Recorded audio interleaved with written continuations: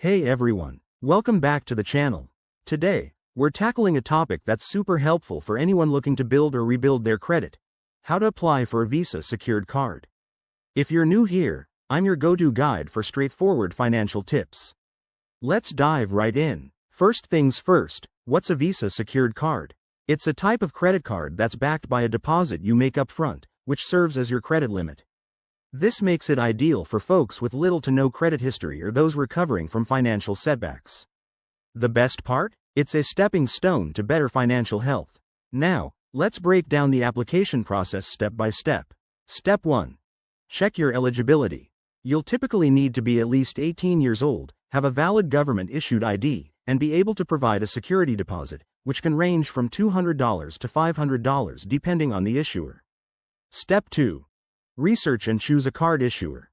Popular options include Capital One, Discover, or banks like Wells Fargo. Look for one with low fees and good customer reviews to make the most of your card. Step 3. Gather your documents.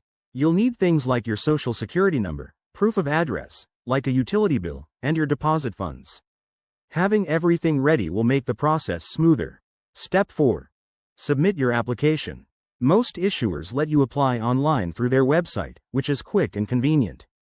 Just fill out the form with your details, and you'll be asked to make your deposit right away or after approval. Step 5. Wait for approval. This usually takes a few days to a week. Once approved, you'll receive your card in the mail. Don't forget to activate it as soon as it arrives. Finally, remember to use your card responsibly. Pay your bills on time and keep your balance low to start building that positive credit history. There you have it. Applying for a Visa secured card is straightforward and can be a game changer for your finances. If you found this helpful, give it a thumbs up and subscribe for more tips. Drop any questions in the comments below.